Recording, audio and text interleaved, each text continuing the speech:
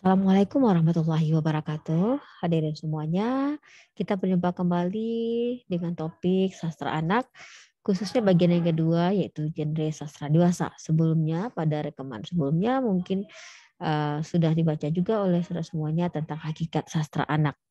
Adapun bentuk genre sastra anak, menurut Bapak Burhanur Giantoro dalam bukunya Sastra Anak yang diterbitkan oleh Gajah Mada University Press yaitu ada 7. Yang pertama itu disebut dengan realisme, yang kedua disebut dengan fiksi formula, dan ketiga fantasi, keempat sastra additional, kelima puisi, enam non-fiksi, dan ketujuh pembagian genre yang diusulkan. Kita akan membahas satu persatu mengenai genre sastra anak ini yang diklasifikasikan oleh Bapak Burhan Giantoro dalam buku beliau Sastra Anak. Hadirin semuanya, sebagaimana halnya dalam sastra dewasa, sastra anak juga mengenal apa yang disebut genre atau genre. Maka pembicaraan tentang genre sastra anak juga perlu dilakukan. Genre dalam bahasa Inggrisnya, genre dalam bahasa Indonesia dapat dipahami sebagai suatu macam atau tipe kesastraan yang memiliki seperangkat karakteristik umum. Genre menunjukkan pada pengertian tipe atau kategori pengelompokan karya sastra yang biasanya berdasarkan style, bentuk, atau isi.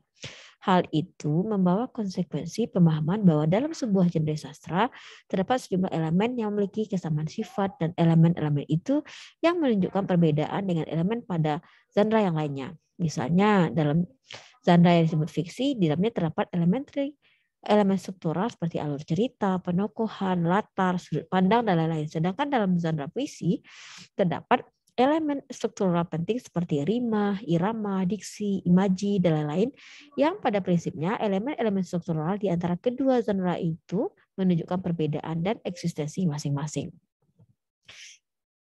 Persoalan yang muncul kemudian adalah apa perlunya pembicaraan genre dalam sastra anak. Yang jelas, adanya pembagian genre akan memudahkan pembicaraan dan penulisan tentang sastra anak. Ada beberapa alasan perlunya pembicaraan genre sastra anak, yaitu pertama, memberikan kesadaran kepada kita bahwa pada kenyataannya terdapat berbagai genre sastra anak selain cerita atau lagu-lagu bocah yang telah familiar, telah dikenal dan diakrabi. Kedua, elemen struktural sastra dalam setiap genre berbeda. Nah, hal ini memperkaya wawasan terhadap adanya kenyataan sastra yang bervariasi yang kemudian dapat dimanfaatkan untuk memilihkannya bagi anak. Pembicaraan tentang genre akan bersifat berbeda untuk tiap genre, tetapi sekaligus mengandung unsur ketumbang tindihan. Hal itu disebabkan dalam tiap genre terdapat elemen tertentu yang kurang lebih lama. Mohon maaf, kurang lebih sama. Nah, sedang yang berbeda itu hanya terdapat dalam kombinasi dan tingkatan. Artinya, suatu bentuk cerita yang dikelompokkan ke dalam salah satu subgenre dalam sebuah genre dapat memiliki karakter yang dapat ditemukan dalam subgenre yang lain, namun dengan kriteria yang berbeda. Pembicaraan tentang genre sastra anak dapat saja analog dengan perbedaan genre dan sastra dewasa, yaitu dalam 3 besar itu genre puisi, fiksi, dan drama dengan masing-masing memiliki sub-genre. Dengan demikian, pembicaraan tentang genre menjadi lebih sederhana. Namun, genre sastra anak faktanya tidak sesederhana itu. Maka pembedaan genre dalam 3 macam tersebut sengaja tidak dilakukan atau tidak dibuat oleh penulis bernama Bapak Burhan Giantoro di bukunya Sastra Anak. Nah, pembedaan genre dewasa dan sastra dewasa dengan sastra anak dapat dilihat dari genre sastra dewasa dan juga berdasarkan 3 pemikiran perlunya pembicaraan genre tadi. Ini terlihat lebih rinci, tapi terjadi ketumbang tindihan di sana sini karena suatu cerita dapat dimasukkan ke dalam lebih dari satu subgenre dengan kriteria yang berbeda. Nah, secara garis besar, Luken pada tahun 90-an ya mengelompokkan genre sastra anak ke dalam 6 macam, yaitu realisme, fiksi formula, fantasi, sastra nasional, puisi, dan non-fiksi. Dengan masing-masing mempunyai beberapa jenisnya lagi. Nah, sedangkan genre drama sengaja tidak dimasukkan karena menurut Luken, drama baru lengkap setelah dipertunjukkan dan ditonton dan bukan semata-mata urusan bahasa dan sastra gitu ya. Jadi yang kita bahas pertama genre sastra yaitu realisme. Hadirin semuanya. Nah, apa itu realisme? Realisme dalam sastra dapat dipahami bahwa cerita yang dikisahkan itu mungkin saja ada dan terjadi walau tidak harus bahwa ia memang benar-benar ada dan terjadi. Nah, peristiwa dan jalinan peristiwa yang dikisahkan masuk akal, logis. Cerita mempresentasikan berbagai peristiwa, aksi, dan interaksi yang seolah-olah memang benar dan penyelesaiannya pun masuk akal dan dapat dipercaya atau plausible. Jadi, karakteristik umum cerita realisme adalah narasi fiksional yang menampilkan tokoh dengan karakter yang menarik, yang dikemas dalam latar tempat dan waktu yang dimungkinkan. Ada beberapa cerita yang dapat dikategorikan ke dalam realisme. Dan sekali lagi pembicaraan tentangnya dapat tumpang tindih, yaitu cerita realistik, realisme binatang, realisme historis, dan cerita olahraga. Kita lihat cerita realisme. Cerita realistik atau realistic stories biasanya bercerita tentang masalah-masalah sosial dengan menampilkan tokoh utama protagonis sebagai pelaku cerita. Masalah-masalah yang dihadapi tokoh itulah yang menjadi sumber pengembangan konflik dan alur cerita. Konflik yang dikisahkan dapat berkaitan dengan masalah diri sendiri, orang lain, atau sosial, dan bersifat realistik sebagaimana ditemukan dalam kehidupan sehari-hari. Kaitan antara tokoh, konflik, alur, dan tema harus terjalin dengan baik dan saling berhubungan. Penyelesaian cerita tidak harus simplistik dan sentimental dan kurang realistik dan adil. Dalam kehidupan yang sesungguhnya, masalah tidak mudah diselesaikan dan bahkan mungkin tidak terselesaikan. Untuk cerita anak, cerita lebih banyak diselesaikan, tapi harus mempertahankan logika cerita. Pembaca anak yang mengidentifikasikan dirinya dengan tokoh protagonis akan menemukan penyelesaian yang belum tentu sesuai dengan harapannya. Cerita realistik dapat membawa pembaca anak kita untuk lebih memahami diri sendiri dan orang lain lewat pengembangan cerita, tokoh, dan konflik yang dapat dipercaya. Nah, sekarang kita masuk ke jenis realisme yang kedua, yaitu realisme binatang. Kalau yang tadi cerita realisme. Cerita realisme binatang atau animal realism adalah cerita tentang binatang yang bersifat non-fiksi. Ia adalah cerita tentang binatang, berbicara tentang binatang, misalnya yang berkaitan dengan bentuk fisik, habitat, cara dan siklus hidup dan lain-lain. Pendeknya, ia berwujud deskripsi tentang binatang yang tidak mengandung unsur personifikasi. Binatang sebagaimana binatang yang tidak dapat berpikir seperti manusia. Dalam cerita binatang yang dikenal dengan sebutan fable, biasanya ditambahkan dimensi lain yang memunculkan konflik dalam cerita. Ia menampilkan cerita binatang yang dapat bicara, berpikir, dan berkonflik sebagaimana halnya manusia, karena cerita itu memang hadir sebagai personifikasi karakter manusia. Dengan demikian, cerita binatang menjadi tidak realistik dan sulit diterima secara akal. Oleh karena itu, cerita binatang tidak dikategorikan sebagai realisme binatang.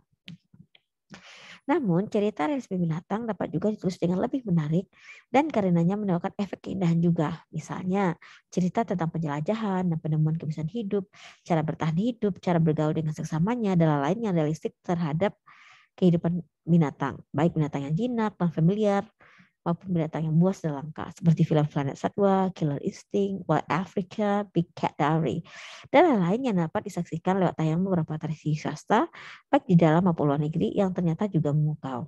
Nah, lewat film tentang kehidupan binatang tersebut, umumnya terhadap binatang yang langka ditemui dalam kehidupan sehari, dapat diperoleh pengetahuan dan pemahaman yang lebih tentang pergi binatangan. Yang ketiga tentang realisme itu realisme historis. Nah, cerita realisme historis atau historical realism mengisahkan peristiwa yang terjadi pada masa lampau. Hal itu menentukan latar yang juga harus bersetting pada masa lampau, lengkap dengan konsekuensi faktologisnya. Misalnya, deskripsi keadaan tempat seperti rumah, jalan, dan kondisi lingkungan alam secara keseluruhan. Cara berpakaian tokoh, peralatan hidup seperti alat untuk memasak, bekerja, transportasi, persenjataan, dan lain-lain harus sesuai dengan latar waktu dan tempat. Cerita biasanya mengambil satu atau beberapa tokoh utama yang dipergunakan sebagai acuan pengembangan alur. Nah, di Indonesia misalnya contoh cerita realisme historis misalnya Perang Diponegoro, Perang Padri, untuk Surapati, dan lain-lain yang memang memiliki fakta kesejarahan. Realisme historis dapat dikembangkan menjadi fiksi historis atau historical fiction yang di dalamnya terdapat unsur imajinasi. Namun, aspek imajinasi tersebut haruslah dipadukan secara integral dengan fakta. Dalam batas-batas tertentu, misalnya tidak terlalu menyimpang dengan memasukkan unsur legenda, fiksi historis, pasti dapat dikategorikan dalam kelompok realisme. Hadirnya unsur imajinasi dalam karya apapun adalah sebuah keniscayaan. Realisme historis pada hakikatnya memang sejarah yang ditulis dengan memperhatikan keindahan bahasa dan cara-cara penuturan. Misalnya nih, berbagai kisah yang ada sejarah Indonesia yaitu Ken Arok dengan Kerajaan Singosarinya, Gajah Mada dengan Majapahitnya, atau pada level dunia seperti Napoleon Bonaparte dengan Revolusi Prancisnya, dan lain-lain. Setelah kita membaca cerita fiksi, untuk menjadi sastra anak, realisme historis haruslah dikemas dengan cara penuturan dan bahasa yang sederhana dan lazimnya dilengkapi dengan gambar-gambar. Nah, terakhir, realisme olahraga. Realisme olahraga atau sport stories adalah cerita tentang berbagai hal yang berkaitan dengan dunia olahraga. Ia dapat berkaitan dengan berbagai macam jenis dan tim olahraga seperti sepak bola, basket, voli, badminton, dan para olahragawan yang terkenal seperti Johan Cruyff, Franz Beckenbauer, banyak ya, Pele dan David Beckham untuk sepak bola, Magic Johnson, Michael Jordan, Dennis Rodman untuk basket, Rudy Hartono, Lee King, dan Susi Susanti untuk badminton, cara permainan untuk setiap jenis olahraga, dan lain-lain. Nah, realisme olahraga juga dapat berkaitan dengan dan dipakai untuk menanamkan karakter fair play, ya, kejujuran, kedisiplinan, kesederajatan, dan lain-lain yang penting untuk pengembangan diri. Jika dikemas dengan cara yang menarik, realisme olahraga tidak kalah menarik dibandingkan dengan cerita yang lain. Bukankah banyak anak yang mengidolakan olahraga terkenal? Hadirin semuanya, demikianlah tadi tentang satu jenis genre di sastra anak yang disebut dengan realisme. Yang kedua, genre-nya adalah fiksi formula. Genre ini sengaja disebut sebagai fiksi formula karena memiliki pola-pola tertentu yang membedakannya dengan jenis yang lain. Walau hal itu tidak mengurangi originalitas cerita yang dikreasikan oleh penulis, keadaan itu mau tidak mau merupakan sesuatu yang bersifat membatasi. Jenis sastra anak yang dapat dikategorikan ke dalam fiksi formula adalah cerita misteri dan detektif, cerita romantis, dan novel serial. Kita bahas satu persatu. Pertama, cerita misterius dan detektif. Jadi fiksi formula yang banyak dikenal orang adalah cerita misterius atau misterius dan cerita detektif atau detective thrillers. Nah, cerita misterius dan detektif biasanya dikemas dalam suatu waktu, lampau, kini, atau mendatang dan menyajikannya teror pada tiap bagian. Cara misteri menampilkan daya suspense, rasa penasaran ingin tahu lewat peristiwa dan tindakan yang tidak terjelaskan alias masih misterius. Namun pada akhirnya kisah hal-hal tersebut dapat dijelaskan dan diselesaikan secara masuk akal. Demikian pula halnya dengan cerita detektif, novel kriminal atau spionase yang juga menampilkan sesuatu yang misterius yang biasanya dimulai dengan mayat dan atau kasus pembunuhan. Kasus tersebut tetap misterius, tak terjelaskan. Namun pada akhir kisah ditemukan tersangka yang tidak terduga dengan bukti-bukti yang kuat. Cerita misterius dan detektif biasanya menampilkan seseorang yang hero yang luar biasa dan mungkin berkarakter aneh atau nyentrik. Pengembangan alur untuk fiksi formula dilakukan dengan hati-hati dan sekaligus untuk menunjukkan kuatnya sang hero. Daya suspense dikembangkan lewat foreshadowing, penunjukan sedikit demi sedikit, pemecahan masalah atau misteri, selangkah demi selangkah dengan cara yang meyakinkan. Cerita diakhiri dengan terkuatnya misteri atau kasus, terhukumnya pihak yang bersalah dan kebahagiaan pihak yang benar. Pola-pola tersebut mesti ditemui dalam cerita misteri dan detektif, dan itu merupakan konvensi yang ingin dipahami orang. Dilihat dari kira itu, misalnya novel serial Harry Potter yang ditulis oleh J.K. Rowling dan kisah-kisah hantu dalam Ghostbusters Austin, terjemahan keduanya dalam bahasa Indonesia banyak dijadikan koleksi buku anak-anak, dapat dikelompokkan ke dalam fiksi formula jenis ini. Nah, selanjutnya cerita romantis. Cerita romantis atau romantic stories bukan hal baru dalam realisme dan kini banyak ditulis untuk pembaca muda. Cerita ini biasanya menampilkan kisah yang simplisitis dan sentimentalis hubungan laki-laki dan perempuan. Dan itu seolah-olah merupakan satu-satunya fokus dalam kehidupan remaja. Pola-pola hubungan kedua sejoli itu dibuat seolah menjadi begitu sederhana dan romantis. Seolah-olah tidak ada urusan lain dalam hidup. Banyak cerita jenis ini memiliki derajat kesamaan pola yang tinggi, baik dalam hal pengembangan alur maupun karakterisasi tokoh. Sehingga boleh dikatakan bahwa cerita-cerita itu hanya berbeda dalam penamaan dan bukan dalam hal alur dan karakter tokoh. Oleh karena itu tidak berlebihan jika dikatakan read one, you have read them all.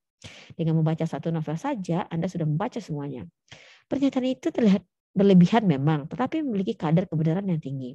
Namun cerita romantis tersebut perlu dibedakan dengan romans atau romansa yang tidak masuk kategori fiksi formula. Cerita romansa justru memperlihatkan adanya kebebasan imajinasi dan kreativitas penulis dalam mengembangkan cerita. Kita masuk ke jenis ketiga dari fiksi formula, yaitu novel serial. Novel serial dimaksudkan sebagai novel yang diterbitkan secara terpisah. Namun, novel-novel itu merupakan satu kesatuan unit. Novel-novel tersebut memiliki beberapa cara fokus pengorganisasian, walau juga dapat bersifat tumpang tindih.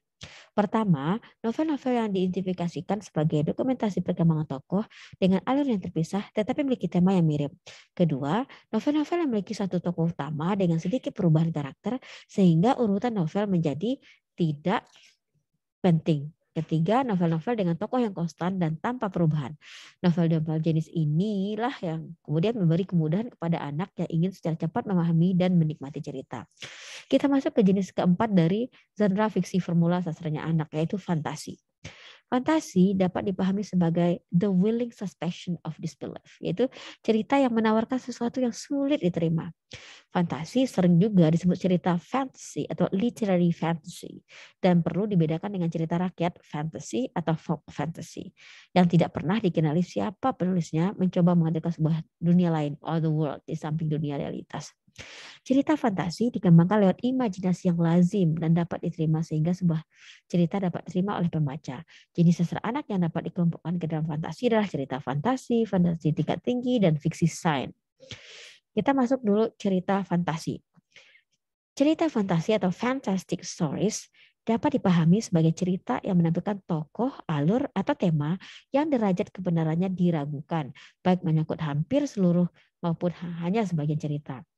Cerita fantasi sebenarnya juga menampilkan berbagai peristiwa dan aksi yang realistik, sebagaimana halnya dalam cerita realistik. Tetapi di dalamnya juga terdapat sesuatu yang sulit diterima. Misalnya, cerita tentang kehidupan manusia mini di dalam kelompoknya yang memiliki kebiasaan kehidupan sebagaimana halnya kita manusia biasa, baik yang menyangkut kebutuhan fisik, batin, maupun spiritual. Tetapi kebenaran cerita itu sendiri tetap diragukan. Artinya, apakah memang ada orang yang dengan bentuk dan kehidupan seperti itu di dunia ini?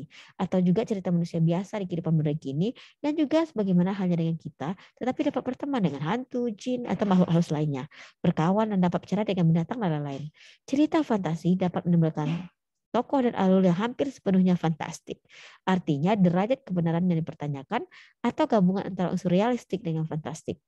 Cerita sinetron yang ditayangkan beberapa televisi swasta misalnya di Indonesia seperti Jin dan Jun, Tuyul dan Mbak Yul dapat dikategorikan ke dalam cerita fantasi ini. Demikian juga berbagai cerita binatang yang dapat berbicara dan berperilaku seperti manusia, cerita yang berupa personifikasi manusia juga dapat dikategorikan sebagai cerita fantasi. Kita masuk ke jenis kedua dari genre fantasi, yaitu cerita fantasi tinggi. Cerita fantasi tinggi atau high fantasy dimaksudkan sebagai cerita yang pertama-tama ditandai oleh adanya fokus konflik antara yang baik good dan yang jahat evil, antara kebaikan dan kejahatan. Konflik semacam ini sebenarnya merupakan tema umum yang telah mentradisi dan kebanyakan ceritanya memenangkan yang baik. Cerita jenis ini dapat meyakinkan membaca lewat tokoh yang meyakinkan dan presentasi dunia baru lain yang dikisahkan. Nah, salah satu contoh cerita yang terkenal dari high fantasy ini adalah Lord of the Rings ya, yang ditulis oleh G.R.R. Tolkien, yang bahkan filmnya juga ditunggu oleh penonton yang telah membaca bukunya. Cara dan atau pemilihan sudut pandang pengisahan akan mempengaruhi penerimaan terhadap tokoh dan berbagai pengalamannya. Latar dapat bervariasi, biasanya masa lampau, namun sering berbeda dengan latar kehidupan kita. Cerita biasanya ditampilkan dengan nada dan suasana yang terlihat sungguh-sungguh. Berikut bentuk ketiga dari genre fantasi di sastra anak itu fiksi sains atau science fiction. Science fiction dapat dipahami dalam beberapa pengertian. Pertama, seorang pengarang fiksi sains misalnya mengemukakan bahwa fiksi sains adalah fiksi spekulatif yang pengarangnya mengambil postulat dari dunia nyata sebagaimana yang kita ketahui dan mengaitkan fakta dengan hukum alam. Fiksi sains itu merupakan hipotesis yang berdasarkan sejumlah inovasi dalam sains dan teknologi, pseudosains atau pseudoteknologi. Nah, sebagai bagian dari cerita fantasi, fiksi sains kadang-kadang tidak mudah dibedakan apakah ia murni fantasi atau sains. Sebagai sebuah cerita yang hadir ke pembaca sebenarnya, pembedaan tersebut tidak terlalu penting. Namun yang jelas, walau telah diyakinkan lewat plausibilitas ilmiah, fiksi sains tetap saja mengandung unsur dipertanyakan kebenarannya. Cerita fiksi tentulah dikembangkan di sekitar kehidupan manusia, permasalahan manusia, dan dengan penyelesaian manusia, tetapi semuanya berlangsung dalam lingkup ilmiah. Cerita ini biasanya lebih mengutamakan konflik, misalnya konflik kepentingan dan nilai-nilai kemanusiaan daripada unsur penokohan. Secara tradisional, fiksi sains sering berkaitan dengan kehidupan di masa depan atau future worlds, atau sebagai variasi ditampilkan tokoh dari masa lampau atau masa mendatang. Fiksi sains dapat juga berkaitan dengan atau merupakan tokoh manusia robot atau robot manusia. Hadirin semuanya, tadi kita sudah membahas tentang tiga genre dari sastra anak. Yang pertama realism, kemudian fiction, setelah itu ada fantasy, dan sekarang kita masuk ke keempat, yaitu sastra tradisional. Istilah tradisional dalam kesastraan atau traditional literature atau folk literature menunjukkan bahwa bentuk itu berasal dari cerita yang telah mentradisi. Tidak diketahui kapan mulainya dan siapa penciptanya. Dan dikisahkan secara turun-temurun, secara lisan. Berbagai cerita tradisional tersebut dewasa ini telah banyak yang dikumpulkan, dibukukan, dan dipublikasikan secara tertulis. Antara lain dimaksudkan agar cerita itu tidak hilang dari masyarakat, mengingat kondisi masyarakat yang telah berubah. Di dunia ini ditemukan banyak sekali cerita rakyat, tidak terhitung jumlahnya, dan menjadi bagian kebudayaan masyarakat pemiliknya. Tampaknya ada banyak cerita tradisional yang bersifat universal, dan itu menunjukkan adanya universalitas keinginan dan kebutuhan manusia tentunya. Nah, contoh kita ambil kisah klasik Cinderella misalnya. Ya, cerita ini dapat ditemukan di berbagai belahan dunia dalam bentuk yang mirip. Jadi cerita yang dikelompokkan ke dalam genre ini adalah adanya fabel, dongeng rakyat, mitologi, legenda, dan epos. Kita bahas satu persatu bentuk sastra tradisional di sastra anak ini. Pertama, fable. Fable adalah cerita binatang yang dimaksudkan sebagai personifikasi karakter manusia. Binatang-binatang yang dijadikan tokoh cerita dapat berbicara, bersikap, dan berperilaku sebagaimana halnya manusia. Pada umumnya, fable tidak panjang dan secara jelas mengandung ajaran moral, dan pesan moral itu secara nyata. Biasanya ditempatkan pada bagian akhir cerita. Tujuan penyampaian dan atau ajaran moral inilah yang menjadi fokus penceritaan dan sekaligus yang menyebabkan hadirnya fable di tengah masyarakat.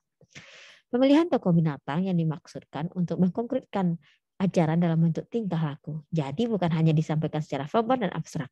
Selain itu, ia juga dimaksudkan untuk menyamarkan ajaran lewat personifikasi binatang agar moral yang disampaikan itu tidak terlihat langsung dan karenanya pembaca, para manusia itu tidak merasa digurui.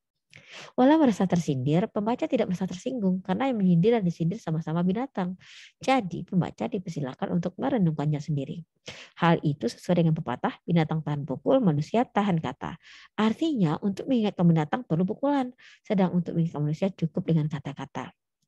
Fabel merupakan cerita yang bersifat universal, ditemukan di berbagai masyarakat dunia. Biasanya ada seekor binatang tertentu yang dijadikan primadona tokoh. Misalnya kancil, tupai, kera, rubah, dan lain-lain tergantung pada pemilihan masyarakat pemilihnya. Setting hanya dijadikan latar belakang penceritaan dan tidak jelas waktu kejadian, tetapi biasanya menunjuk ke masa lampau. Kita masuk ke bentuk yang kedua dari sastra tradisional di sastra anak, yaitu dongeng rakyat yang disebut dengan folk tales atau folklore dalam bahasa Inggris. Dongeng atau dongeng rakyat, folk tales atau folklore, merupakan salah satu bentuk dari cerita tradisional. Pada masa lampau, dongeng diceritakan oleh misalnya orang tua kepada anaknya secara lisan dan turun-temurun sehingga selalu terdapat variasi penceritaan walau isinya kurang lebih sama. Dongeng pun hadir terutama karena dimaksudkan untuk menyampaikan ajaran moral, konflik kepentingan antara baik dan buruk, dan yang baik pada akhirnya pasti menang. Tokoh yang dihadirkan bisa sesama manusia atau ditambah makhluk lain seperti binatang dan makhluk halus, jelas berkarakter datar atau flat character, terbelah antara baik dan jahat sesuai dengan ajaran moral yang ingin disampaikan.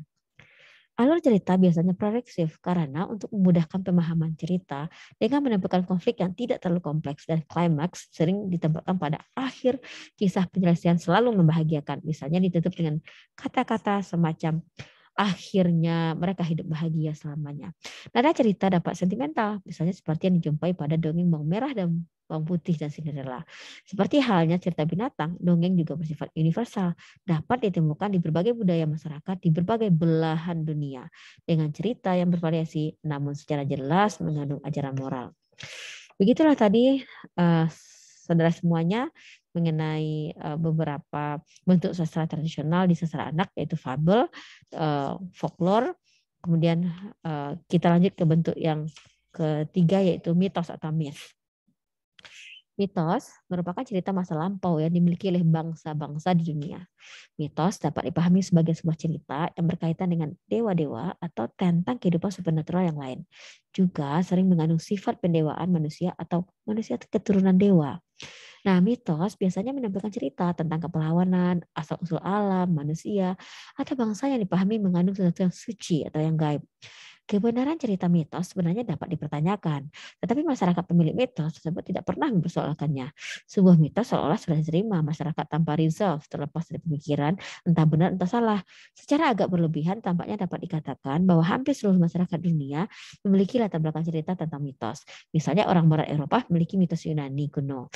Mitos dari India, Cina, Jepang, dan orang Jawa mempunyai mitos antara lain ceritanya katakanlah Nyi Rari Kudul, dan bahkan cerita wayang pun tidak salah dipandang sebagai salah satu wujud mitos.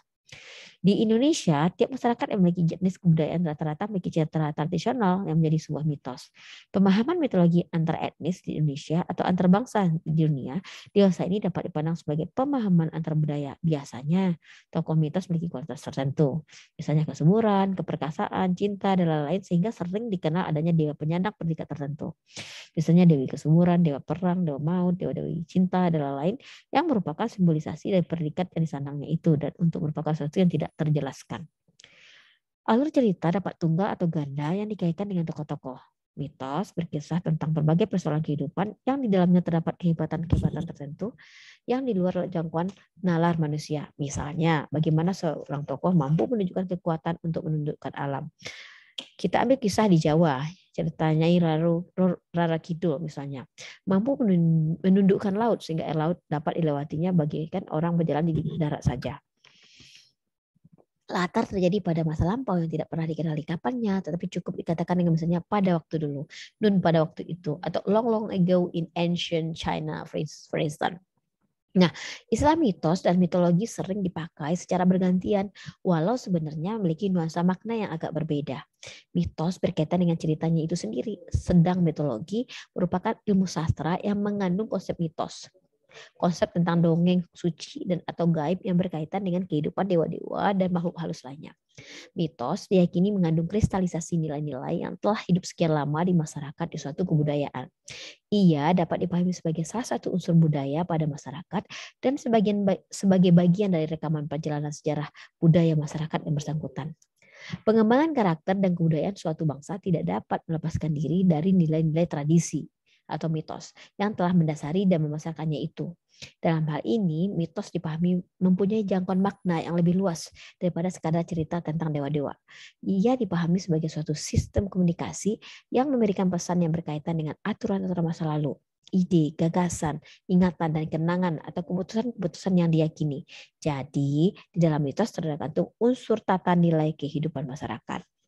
Nah, sekarang apalagi nih jenis sastra tradisional lainnya? Fabel sudah, dongeng rakyat sudah, mitos sudah. Kita lanjut ke legenda. Legends. Nah, legenda mempunyai kemiripan dengan teknik mitologi. Bahkan sering terjadi tumpang tindih penamaan di antara keduanya. Keduanya yang jelas sama-sama merupakan cerita tradisional. Betapapun kadarnya, legenda sering memiliki atau terkaitan dengan kebenaran sejarah dan kurang berkaitan dengan masalah kepercayaan supernatural.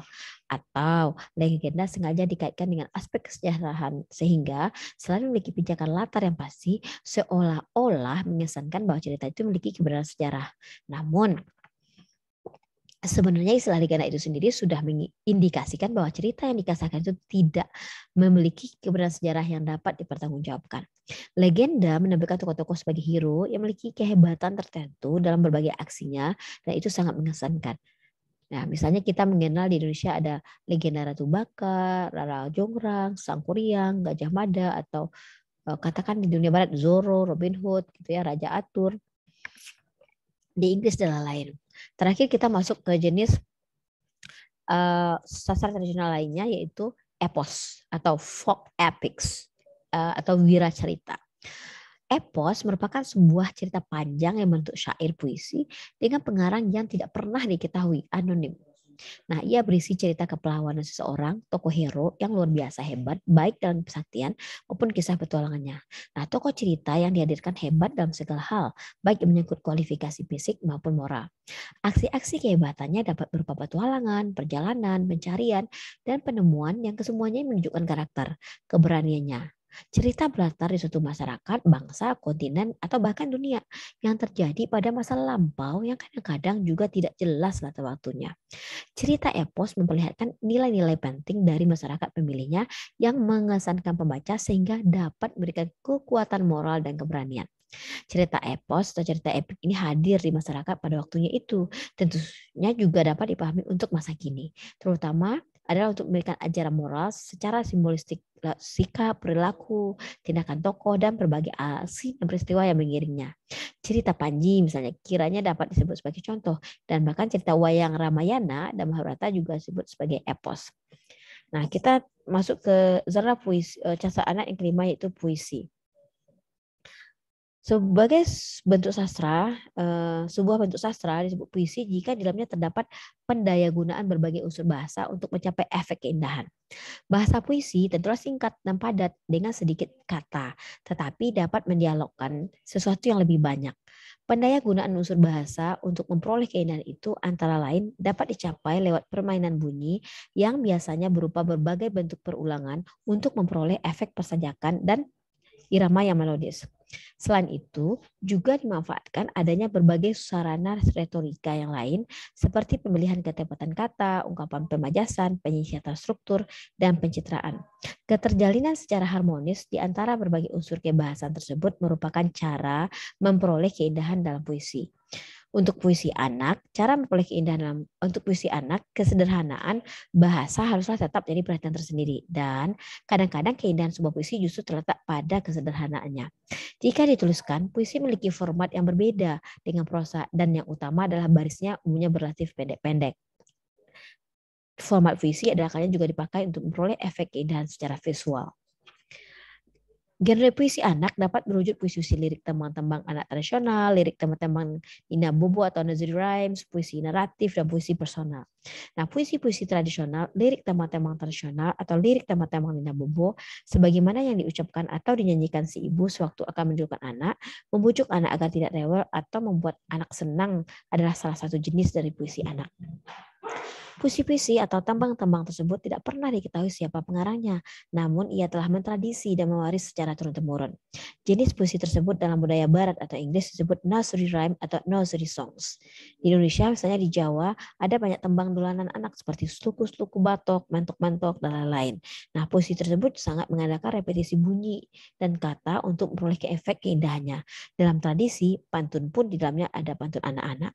Puisi naratif adalah puisi yang dalamnya mengandung cerita atau sebaliknya cerita yang dikisahkan dengan cara puisi. Tradisi puisi naratif juga dikenal di Indonesia. Tak sedikit cerita lama yang tergolong sastra lama yang dikisahkan dalam bentuk syair. Sekali lagi di Jawa misalnya cerita wayang mula-mula juga diungkapkan dalam bentuk tembang, puisi tembang. Puisi personal adalah puisi beneran yang sengaja ditulis untuk anak-anak, baik oleh penulis dewasa maupun anak-anak. Nah, puisi jenis ini dapat berbicara tentang apa saja sepanjang yang menarik perhatian penulis. Misalnya, berbicara tentang alam, keindahan alam, ibu dan kebaikan hati ibu, pengorbanan ibu, adik baru, persahabatan, binatang piaraan, dan lain-lain sebagaimana yang dapat dilihat misalnya pada majalah anak-anak. Nah, selanjutnya genre non-fiksi. Apa itu genre non-fiksi? Yaitu buku informasi dan biografi yang ditujukan untuk anak. Nah, apakah buku non-fiksi dapat dikategorikan sebagai salah satu genre sastra anak? Nah, tentu sebagian orang yang bersifat politis bisa saja menolaknya. Namun pada kenyataannya terdapat sejumlah buku bacaan non-fiksi yang ditulis dengan kadar artistik yang tinggi dengan memperhitungkan pencapaian efek estetik lewat pemilihan unsur-unsur style secara tepat. Tentu saja tidak semua buku non-fiksi dapat dimasukkan ke dalam genre ini, khususnya buku-buku yang tidak memperhatikan keharmonisan bentuk bahasa dan isi sesuai yang diungkapkan. Bacaan non-fiksi yang sastra ditulis secara artistik sehingga jika dibaca oleh anak akan memperoleh pemahaman dan sekaligus kesenangan. Ia akan memberikan pada diri anak perasaan keindahan yang berwujud efek emosional dan intelektual. Untuk kepentingan praktis, bacaan non-fiksi dapat dikelompokkan ke dalam subgenre buku informasi dan biografi. Nah, apa itu buku informasi atau informational books? Yaitu berbagai macam buku yang mengandung informasi, biasanya memiliki standar yang hampir sama. Buku ini memberikan informasi fakta, konsep, hubungan antara fakta dan konsep, dan lain-lain yang mampu menstimulasi keinginan tahu anak atau pembaca. Dari aspek bahasa, buku non-fiksi juga dapat mendayagunakan berbagai aspek style seperti diksi, bahasa figuratif, dan citraan. Buku non-fiksi membentang dari masalah yang sederhana sampai yang kompleks dan yang cocok untuk anak tentu saja yang berkategori sederhana. Bentuk genre non-fiksi yang kedua itu biografi. Nah, jika buku-buku type informasional biasanya memiliki standar yang hampir sama, maka biografi tidak demikian halnya karena tergantung pada selera pemilik atau penulisnya. Biografi adalah buku yang berisi riwayat hidup seseorang, tentu saja tidak semua aspek kehidupan yang peristiwa dikisahkan, melainkan dibatasi pada hal-hal tertentu yang dipandang perlu dan menarik untuk diketahui orang lain, atau pada hal-hal tertentu yang punya nilai jual. Buku biografi memberikan penjelasan tentang berbagai hal yang berhubungan dengan tokoh yang dibiografikan sepanjang hayat atau sampai saat buku itu ditulis. Selain itu, ia dapat digunakan untuk menguraikan sikap dan pandangan tokoh yang bersangkutan, mengklarifikasikannya, khususnya pandangan orang yang selama ini dinilai salah, atau sebaliknya untuk memberitahukan sesuatu yang selama ini belum diketahui orang. Dewasa ini banyak biografi tokoh terkenal yang ditulis ulang yang sengaja dimasukkan sebagai bacaan sastra anak. Misalnya dari kehidupan para wali di Jawa, Wali Songo, sampai dengan para tokoh dan ilmuwan yang terkenal seperti Napoleon Bonaparte, Mahatma Gandhi, Siddhartha, Newton, Einstein, dan lain-lain. Bahkan banyak di antara biografi tersebut juga telah ditulis ulang dan digambar serta dirilis dalam bentuk buku komik. Hadirin semuanya, kita sekarang sudah membahas beberapa bentuk genre dari sastra anak. Saya ulang lagi, yang pertama tadi ada realisme dengan segala bentuknya, kemudian kedua fiksi formula dengan segala bentuknya, kemudian ketiga dengan segala bentuknya, kemudian yang keempat mitos, yang kelima puisi, yang keenam non fiksi. Nah, yang tujuh itu pembagian genre yang diusulkan. Nah, sebuah karya tertentu dapat saja dimasukkan ke dalam dua genre yang berbeda dengan menggunakan kriteria yang ada. Nah, sekali lagi, contohnya cerita wayang di Jawa. Dilihat dengan kriteria yang ada, dapat dikategorikan cerita wayang itu ke dalam genre epos, mitos, dan legenda. Mengingat adanya tempat-tempat tertentu di Jawa yang dianggap dan diyakini masyarakat sebagai petilasan para tokoh wajah tertentu. Wayang tertentu, atau bahkan sebagai fiksi, mengingat isinya yang bersifat narasi. Nah, di luar negeri misalnya, yaitu novel Harry Potter sebagai contoh yang lain, yang menampilkan berbagai kisah misteri dan tokoh campur aduk antara manusia biasa, manusia sihir, peri, hantu, dan bahkan binatang, dapat dimasukkan ke dalam genre fiksi formula dan cerita fantasi sekaligus. Nah, kita lanjut mengenai genre ini. Pembagian genre sastra anak berdasarkan analogi pembagian genre sastra dewasa dengan masih cukup memanfaatkan pembagian yang dilakukan oleh Lucan. Jadi sastra anak cukup dibedakan antara fiksi, non-fiksi, puisi, sastra tradisional, dan komik dengan masing-masing memiliki subgenre. Dasar pembagian adalah untuk mengungkapkan ada isi yang diungkapkan, namun juga mempertimbangkan adanya sastra tradisional sebagaimana Lucan, dan argumentasi yang sama, genre drama sementara tidak masukkan ke dalam bagian genre ini. Fiksi, ya, jadi kalau dikelompokkan ya berdasarkan yang diusulkan, maka genre sastra anak itu pertama bentuknya fiksi, kemudian non fiksi, lalu puisi, terus sastra tradisional dan komik. Pertama, puisi. Bentuk penulisan puisi adalah prosa. Artinya, karangan ditulis secara prosa, bentuk uraian dengan kalimat relatif panjang, dan format penulisan memenuhi halaman dari margin kiri ke kanan. Di samping adanya narasi, fiksi juga merupakan dialog yang ditampilkan secara bergantian. Dilihat dari segi isi, fiksi menampilkan cerita khayal yang tidak menunjuk pada kebenaran faktual atau sejarah. Tokoh dan peristiwa yang dikisahkan memiliki kemungkinan untuk ada dan terjadi di dunia nyata, walau tidak pernah ada dan tidak terjadi. Nah, genre fiksi yang dimasukkan di sini adalah pengertian fiksi modern, yaitu yang menunjukkan pada cerita yang ditulis relatif baru, pengarang jelas, dan beredar dalam suatu bentuk buku atau cetakan media massa seperti koran dan majalah. Cerita jenis ini boleh ditulis oleh siapa saja, tetapi yang jelas memang ditujukan kepada anak-anak dengan sudut pandang anak. Karena kata kuncinya adalah fiksi, berbagai cerita yang dikategorikan oleh pengarang ke dalam cerita fantasi itu ada fiksi formula, itu cerita tentang detektif, misterius, romantis, novel serius, bahkan cerita realisme. Kedua, fiksi sejarah, serta novel biasa dan cerita pendek. Tidak pernah disebut sebelumnya oleh pengarang lain, tapi dapat dimasukkan ke dalam kategori ini. Cerita anak dapat dengan mudah ditemukan lewat koran edisi minggu seperti Hari Kehidupan Rakyat dan Kompas. Secara khusus menyediakan rubrik anak, berbagai majalah anak seperti Bobo dan Kids Fantasy, atau lewat buku kumpulan cerita baik karya asli Indonesia maupun terjemahan. Demikian juga novel, baik novel anak biasa dalam arti bukan serial dan umum tidak terlampau panjang, namun novel sering dengan mudah dapat diperoleh di toko buku. Lanjut yang kedua, pembagian genre ya, berdasarkan tipe terakhir tadi fiksi kemudian non fiksi. Jika fiksi berisi cerita yang tidak menunjuk pada kebenaran faktual dan sejarah, non fiksi justru sebaliknya, yaitu karangan yang menunjuk pada kebenaran faktual, sejarah dan sesuatu yang lain yang memiliki kerangka acuan pasti atau memiliki bukti-bukti empiris. Sebagaimana karangan ilmiah yang dihasilkan anak-anak dalam pelajaran mengarang di sekolah yang berangkat dari fakta tertentu. Namun, tidak semua karangan non fiksi dapat dikategorikan sebagai sastra anak. Dilihat dari bentuk bahasanya, karya non fiksi berupa prosa, tetapi isinya bukan cerita imajinasi. Contoh konkret genre ini bisa dilihat dengan realisme binatang, realisme historis, dan realisme olahraga, serta karya non-fiksi yang berwujud buku informasi dan biografi. Walau bersifat non-fiksi, buku-buku tersebut sengaja ditulis dan dikemas dengan memperhitungkan efek keindahan yang merupakan salah satu syarat untuk dapat disebut sebagai sastra dan sengaja dimasukkan untuk menjadi bahan bacaan. Nah, berikutnya kategorinya yaitu puisi. Dilihat dari setiap bentuk, puisi hadir dengan bahasa tingkat padat, lirik pendek yang memungkinkan membentuk bait. Secara formal, penulisan tidak memenuhi halaman dan kiri sampai kanan, tetapi format dalam tulisan ini puisinya adalah juga dimaksudkan untuk memperoleh efek keindahan. Dilihat secara umum, puisi merupakan suatu bentuk ekspresi, deskripsi, kontemplasi, protes, dan bahkan narasi tentang berbagai hal yang persoalan kehidupan termasuk ke dalam keadaan alam. Jika hanya dilihat secara sepintas, puisi segera dapat dikenali lewat format penulisan yang khusus dan jelas berbeda dengan format tulisan proposal.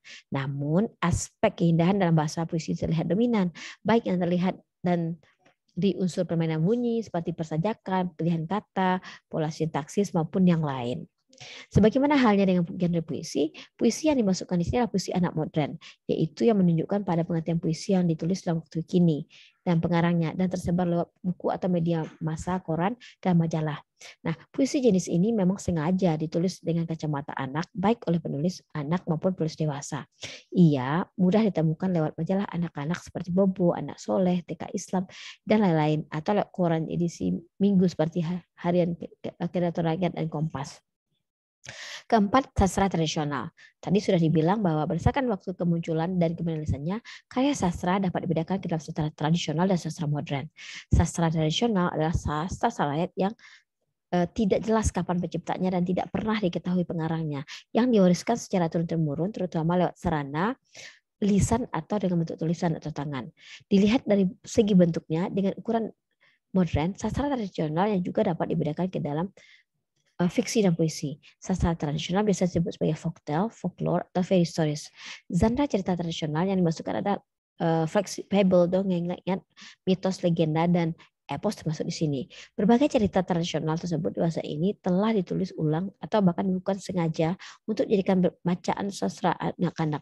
Bahkan kini sering ditemukan fable-fable modern seperti yang dimuat di koran atau majalah-majalah lain. Entah hanya ditulis ulang oleh cerita yang lama atau sengaja diciptakan oleh pengarangnya, namun ia tetap saja dipandang sebagai bahasa sastra Indonesia karena masih saja maksudnya sastra tradisional karena masih saja menampilkan tokoh binatang yang dipersonifikasikan sebagai manusia. Nah, hadirin, demikian pula halnya dengan puisi tradisional. Puisi yang tidak pernah diketahui waktu penulisan dan siapa penyairnya, ia dapat berupa tulisan tangan seperti pantun dan syair, tetapi dapat juga berupa bentuk lisan yang mewaris secara turun-temurun.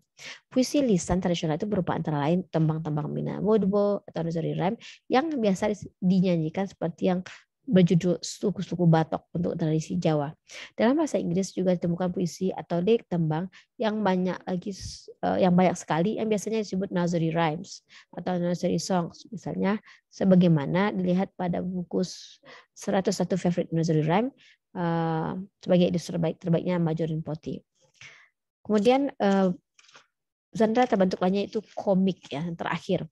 Tadi ada berdasarkan kategori ini ya, berdasarkan kategori non-fiksi ada buku informasi, ada biografi. Sedangkan berdasarkan pembagian genre yang diusulkan ada fiksi, ada non-fiksi, ada sastra tradisional, kemudian ada komik. Nah, kita masuk ke komik. Dewasa ini bacaan komik dapat diperoleh secara mudah, mulai dari toko-toko buku sampai di tempat persewaan buku bacaan sampai online. Nah, penggemar komik juga boleh dikatakan cukup banyak, mulai dari anak-anak sekolah dasar sampai mahasiswa. Komik merupakan cerita bergambar dengan sedikit tulisan. Bahkan kadang-kadang ada gambar yang tanpa tulisan karena gambar-gambar itu sudah bicara sendiri. Nah, rangkaian gambar pada komik biasanya didominasi oleh gambar aksi membentuk sebuah alur cerita. Jadi alur cerita pada komik dikembangkan dan untuk ditujukan lewat rangkaian gambar aksi dan kata-kata. Secara umum, gambar komik sudah berbicara. Makna kata-kata yang dibutuhkan tidak banyak, di samping karena formatnya juga terbatas. Kata-kata dalam komik dapat berupa dialog, narasi, atau kata-kata seru yang memperkuat aksi dalam gambar. Di samping dalam aksi ya. Nah, di samping menampilkan cerita yang seru, komik banyak mengeksploitasi unsur kelucuan. Nah, apakah komik dapat dipandang sebagai sastra anak? Orang pun boleh berpendapat berbeda. Secara faktual, komik banyak digemari oleh anak. Dalam buku ini, komik tentu saja dimasukkan sebagai salah satu genre sastra anak. Tentu saja itu terbatas pada komik yang layak dan sengaja dimasukkan oleh bacaan anak. Nah, komik sebagai bacaan identitas dengan film kartun dan faktanya berbagai film kartun yang ditayangkan banyak televisi swasta di Indonesia yang amat digemari oleh anak-anak muncul sebagai komik dan itu selalu bersambung tidak habis selama bertahun-tahun. Kalau tidak tahu apakah komik terkenal karena ada film kartunya ataukah film kartun yang terkenal karena ada komiknya. Tetapi yang jelas adalah unsur lucu baik dalam hal gambar maupun cerita merupakan salah satu daya tarik komik dan film kartun. Misalnya nih komik dan film kartun impor yang amat terkenal itu Doraemon, Kung Fu, Kapten Tsubasa dan lain-lain. Nah, berdasarkan isi cerita, komik dapat dikategorikan ke dalam komik fiksi dan komik non-fiksi. Nah, komik fiksi adalah komik yang isinya beberapa cerita khayal, cerita faktual, tidak pernah ada dan terjadi, dan lebih menggunakan kekuatan imajinasi pengarangnya. Dalam hal ini, komik fiksi tidak berbeda dengan hal fiksi, sedangkan yang membedakannya adalah media pengungkapannya.